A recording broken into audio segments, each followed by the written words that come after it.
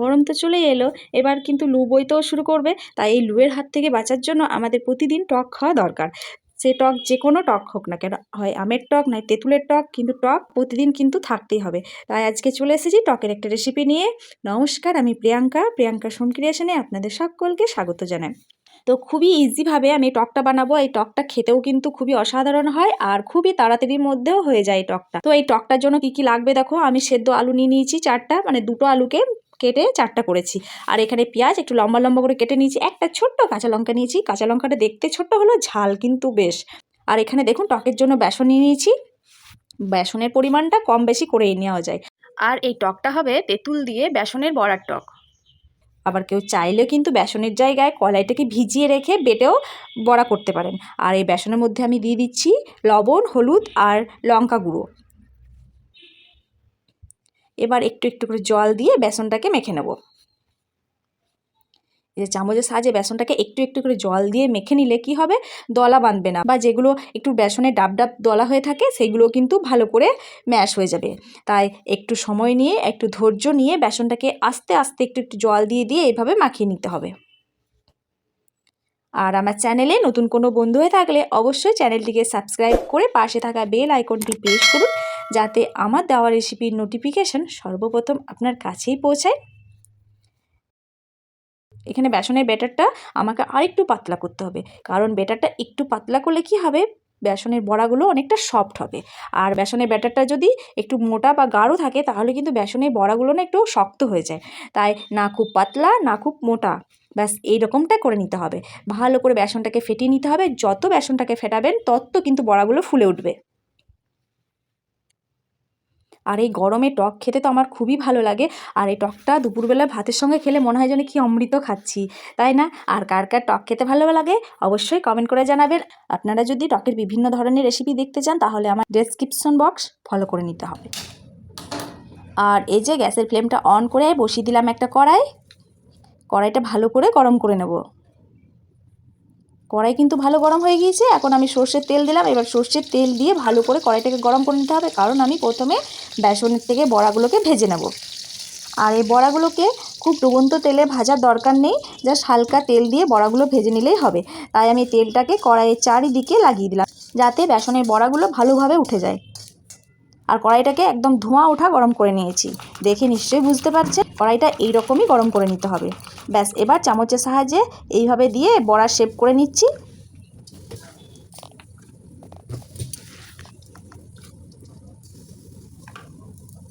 আর এই ভাতের সঙ্গে টক থাকলে কিন্তু বেশ ভালো লাগে।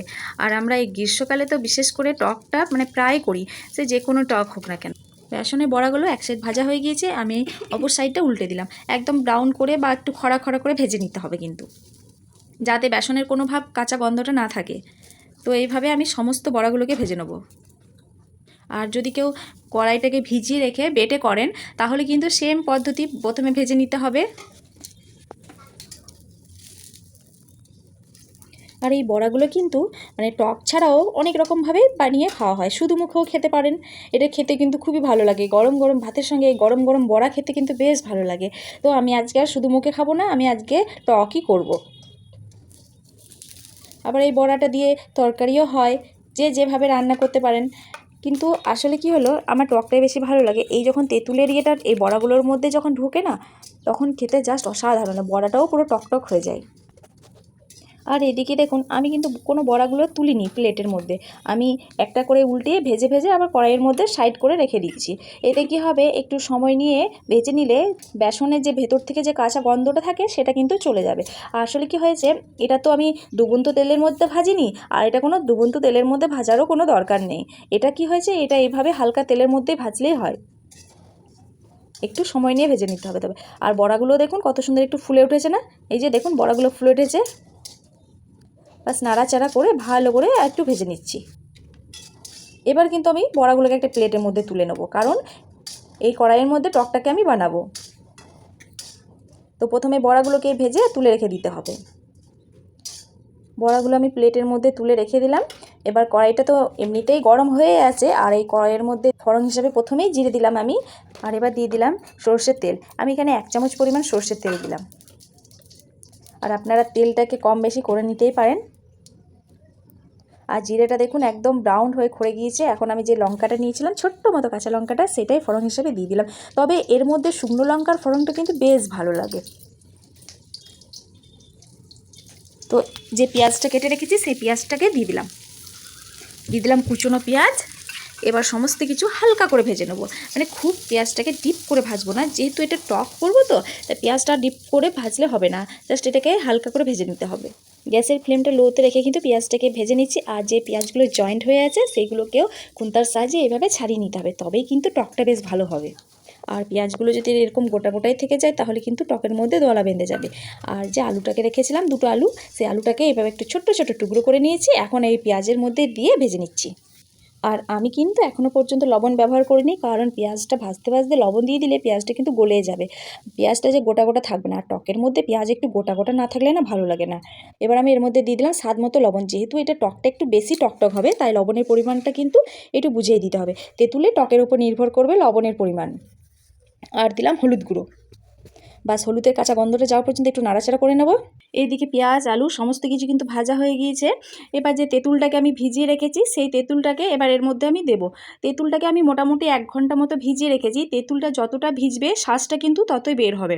হাতে করে এভাবে চটকে নিয়ে তেঁতুলের শাঁসটাকে আমি এর মধ্যে দিয়ে দেবো। আর যত হাতে করে চটকাবেন এর শাঁসটা যত বের হবে তেঁতুলটা কিন্তু ততই টক হবে। আমি এটাকে হাতে করে একটু ঘষে নিলাম। যে তেঁতুলের পালটা ছিল সেই পালটাকে আমি দিয়ে দিলাম এখন। আর যে তেঁতুলের যে নোংরাগুলো আছে এগুলোকে ছেঁকে ছেঁকে এভাবে আমি নিয়ে নিলাম তেঁতুলের পালটা। আর এই টকটা থেকে এত সুন্দর একটা গন্ধ বেরোচ্ছে, পেঁয়াজের সঙ্গে আলুর দারুণ। এরকম টক বাড়িতে বানিয়ে দেখবেন, সবাই কিন্তু নাম করবে, এত সুন্দর হয় টকটা খেতে। আর এই তো গরমে তো প্রতিদিন টক চাই, তাই না? এখন এর মধ্যে দিয়ে দিলাম পরিমাণ মতো জল, যেহেতু আলুটা সেদ্ধ হয়ে আছে আর পেঁয়াজ তো সেদ্ধ হতে সময় লাগে না, আর আমার বেসনের বড়াগুলো ভাজাই আছে, তাই জলের পরিমাণটা একটু বুঝেই দিতে হবে। আমি জলের পরিমাণটা একটু কমই দিলাম। আর জলটা এখন ফুটেও গিয়েছে, জলের যে কাঁচা গন্ধটা ছিল সেটা চলে গিয়েছে। এখন যে বড়াগুলো ভেজে রেখেছি সেইগুলোকে আমি এখন টকের মধ্যে দিয়ে দিলাম, কারণ এটা একটু ফুটবে, আরও ফুলবে আর অনেকটা সফট হবে, তার জন্য এটাকে অনেকটা ফোটাতে হবে। এবার একটু ভালো করে নাড়াচাড়া করে এই বড়াগুলোকে আমি ডুবিয়ে দিলাম। আর হ্যাঁ, গ্যাসের ফ্লেমটা লোতে রেখে কিন্তু ফোটাতে হবে। হাই ফ্লেমে দিলে তাড়াতাড়ির মধ্যে জলটা টেনে যাবে আর কিন্তু বড়াগুলো ভালোভাবে কুক হবে না। সেই ফ্লেমটা লোতে রেখে আমি এটাকে ফুটিয়ে নিলাম। আর এই যে ওপর থেকে আমি ভাজা মশলা ছড়িয়ে দিলাম। টকের আসল স্বাদ কিন্তু এই ভাজা মশলাতেই নিয়ে আসে, এটা না দিলে টকের কোনো মানে হয় না আর টকের কোনো টেস্টও হয় না। তাই ভাজা মশলা দিয়ে আমি গ্যাসের ফ্লেমটাকে অফ করে দিলাম। আর এই টকটা যে এই যে ঝোল ঝোল দেখছেন, এটা কিন্তু এতটা ঝোল থাকবে না, ঠান্ডা হয়ে গেলে কিন্তু এই যে বেসনের বড়াগুলো আছে এগুলো সোপ করে যাবে টকের ঝোলটাকে, আর টকটা কিন্তু একদম লাগা লাগা হয়ে যাবে। আর এটা কিন্তু দেখে যা লাগছে, মানে কি বলবো, এটা দেখে কিন্তু আমার জিভের মধ্যে জল চলে আসছে, আমি আর ওয়েট করতে পারছি না। এটা একটু ঠান্ডা হয়ে যাক, তারপর আমি এটা প্লেটের মধ্যে তুলে নেব। এর কালারটাও কিন্তু একটু চেঞ্জ হয়ে যাবে ঠান্ডা হয়ে যাওয়ার পর, আর টকের যে ঝোলটা আছে এটাও টেনে যাবে। এটা কিন্তু ঠান্ডা হয়ে গিয়েছে আর এদিকে টকের ঝোলটাও অনেকটা কমে গিয়েছে আর কালারটাও দেখুন দারুণ লাগছে, অসাধারণ হয়েছে কিন্তু এর টেস্টটা দারুণ হয়েছে। তো অবশ্যই একবার এইভাবে বাড়িতে ট্রাই করে দেখবেন, আশা করছি আপনাদের ভালো লাগবে।